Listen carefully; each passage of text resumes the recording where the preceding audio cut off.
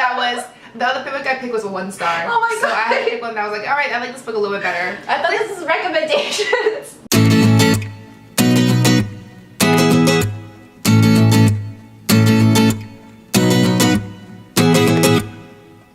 Everyone, it's Stephanie. Hi, it's Emily. And today we're going to talk about our Gemini horoscope picks. This is our basically monthly series. Today we're talking about Gemini. Yay! So if you're Gemini, this video is for you. Let's talk about the characteristics, the stereotypical ones. So the archetypes of a Gemini is that they're very fun-loving, they're very adventurous, everything kind of excites them. But the downside of, I guess, sometimes being a Gemini or being around a Gemini is that you can kind of see them as a little flaky just because they're always so avidly chasing the next best thing. Given the fact that they are like of the twins, their signs are of the twins, they can be a little polarizing. Like one time they're calm, the next time they're like completely hyperactive. And they change their minds quite frequently, not necessarily in the sense that they're too indecisive, but maybe they're too decisive in the sense that they want to do everything. They're like, I'm going to do this, and they run towards that, and then they do another thing. And so it's really hard to catch them. They're kind of like an animal on the loose sometimes, if on the worst side of things. But then again, they probably make great protagonists. So in that sort of like idea of like having conflict and creating drama and needing to make things consistently interesting, Gemini is really the person to go for.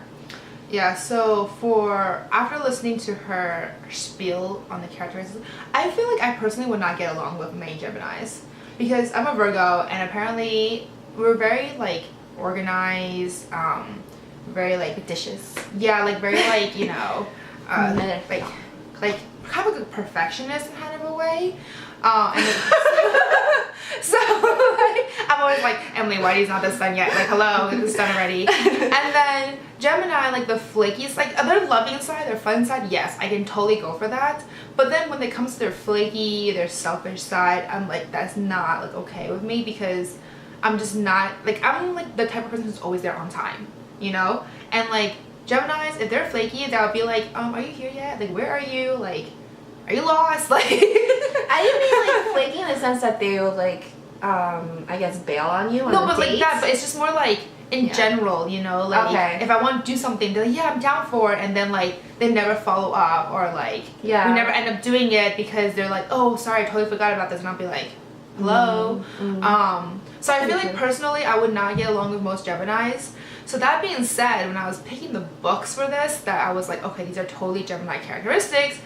I ended up like not really liking any of the books that I picked because I didn't like the characters. And like if you watch the other videos, for me characters are really important for the story. You know, like the plot is important, but the characters for me, the characters need to be well developed and, you know, well liked, have good attributes. And these books, because I don't really like Geminis, I end up not really liking the book overall. So well, I'm excited to see what books she picked, but I'll go first. Okay, go first. Yeah, okay, go first. So my pick this month for Geminis, to really encourage their adventurous side, but also to keep true to my sci-fi need, is the Hitchhiker's Guide to the Galaxy by Douglas Adams. It's not necessarily like a new published work, it's kind of like a classic among science fiction.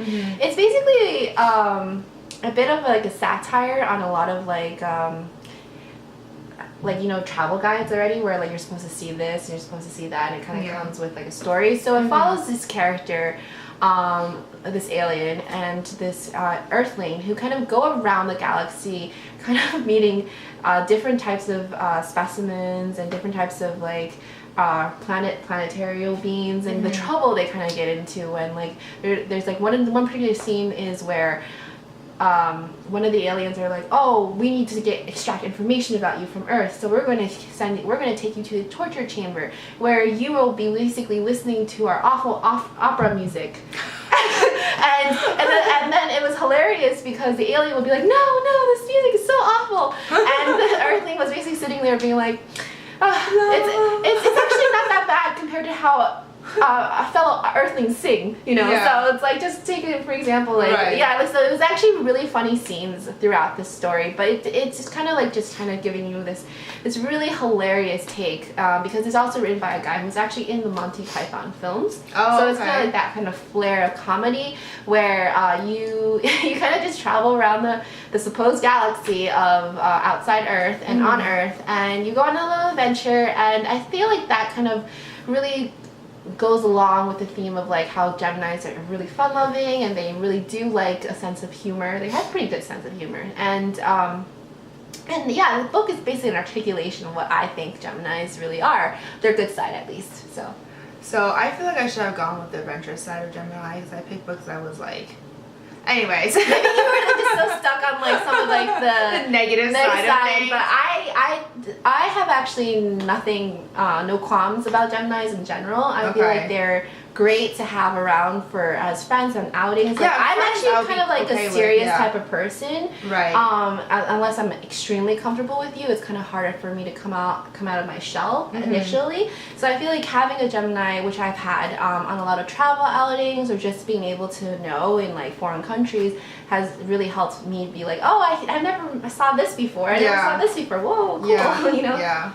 That's true. Like, I feel like I appreciate Geminis as friends, but I don't think I can have them as really, really close friends. That could be true. I mean, it's really up to you. So, I mean, like, their fun, loving, adventurous side, that'd be great when I'm traveling. I'd be like, yes, like, let's do this, let's do that, because I love to travel. But at the same time, like, I feel like they'll be the type of people with, like, no plans. And I'm like, you're, like, not good with that. And I'll be like, yeah, I'm totally fine with doing, like, no plans, like, you know, for a few days on the trip. Like, but I kind of still want to know, like, what we're going to do, because if I'm going to go all the way to, like, some cool city, I want to make sure at least I get to see some of like the cool things about it, you know. So I always have like certain things like, okay, I want to see this, like the top 5 things I want to see in the city, you know. And then other than that, I'm like totally okay with doing anything else. But I feel like with Geminis, it might be the type of people to be like, oh, we're just gonna walk around and just do our own thing, and then if we see something, we'll stumble upon it. And I'm just like, yeah, but what's crazy about all the times that I've ever been with someone who is a Gemini is that you actually end up seeing everything you need to see of the city. Probably. You just have to kind of go along with the ride, but I know that it's not really your type of thing. I think it's my Virgo. Anyway, so that being said, my pick for Gemini is called Imaginary Girls by Nova Ren Suma. Oh, I think I've heard of this. This came out a few years ago, back in 2011, and basically it follows the story about Chloe and her older sister Ruby. And Chloe is like 2 stars for this. Yeah. I had to pick one that was, the other book I picked was a 1 star. Oh my god. So I had to pick one that was like, all right, I like this book a little bit better. I thought this is recommendations. No, this is a recommendation. Yeah, if you're a Gemini, you appreciate these type of books. Yeah, that's true. Okay. For me, I'm not a Gemini, so I don't appreciate type of books. Just trying to be an expert here. Okay, go. So for this book, basically it follows the story along Chloe and her sister Ruby. And Ruby, when she's older, obviously, everyone in town loves her. Like, if she does no wrong. If she wants something, it will be done for her.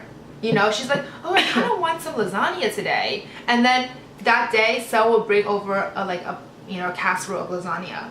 You know, like, she's that kind of person.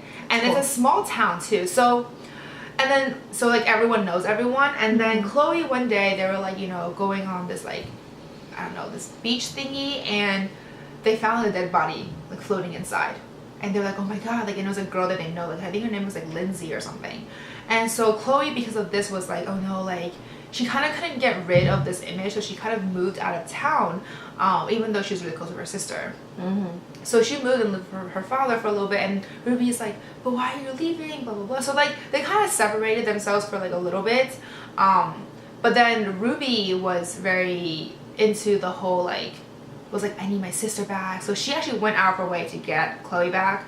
And then when they got back, Chloe was just like, wait, but Lindsay's alive.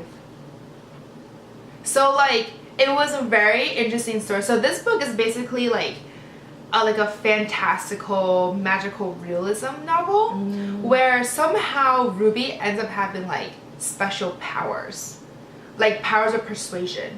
Like, I thought like, so to be honest, I think the person who really exemplifies like the Gemini persona is actually Ruby, even though Chloe is the main protagonist, but Ruby's always there. So because Ruby is always like the fun-loving, she's very like adventurous, she's very like she sees one thing, she wants to do that, then she sees something else and she wants to do that. So she's always all over the place. Like her relationships is never last because she doesn't know what she wants, you know. And every guy that she's with, she's probably with them for like a few days or a week or two at most, and then she moves on to the next guy. So I feel like that kind of persona really exemplifies like Gemini, and to me. And the only person who Ruby will actually stay with forever would be her sister Chloe. Like that's the only person that she is like fixed on. Everyone else she like didn't really care much. So yeah, that was my pick for Geminis. Okay. Well, I would say this is kind of a yin-yang comparison then, because I obviously picked the brighter side of how all those characteristics could work to make a fantastic, compelling story. And your story sounds actually kind of interesting on its own, just because of like the nature of like the magical realism. But I can see like as a like from your point of view, like how like you might not like the story itself. Like the reason why I didn't like the story so much was because I thought it was a little bit like out there. You know, like a little too out there for me. Like I mean, like as a Virgo, like I'm very like steadfast, you know, like grounded. Whereas for this book, because of the magical realism aspect to it, it became very like it's very, I felt like I was in a dream when I was reading this book. Oh, I love those type of stories. So like I feel like that would be good for like Geminis who are very like always like floating around, you know, and like doing things and like whatever. So I think this would be a good book for them. It just wasn't a good pick for me. Yeah, because I think Geminis are air signs, right? I don't know. You know horoscope more than I do. Are you looking this up right now? I guess I have to, because I just said it. Yeah, they're air signs. Yeah, so I guess because they're an air sign along with Aquarius and Libra, they're very, very floaty. Anyway, those are our picks for Gemini. Let us know if you agreed with us. If you're a Gemini, if you think these books sounds like something you'd be interested in, let us know.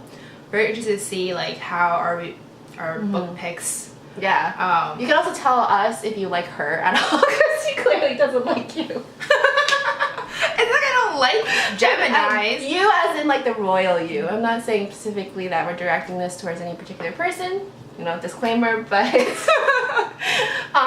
yeah, let us know like if you have any preference for our books again. Yeah, and if you like prefer like my book or if you prefer her book, if you're a Gemini, let us know. Yeah, let us know like if it's actually accurate or anything, and yeah, we'd love to hear from you guys.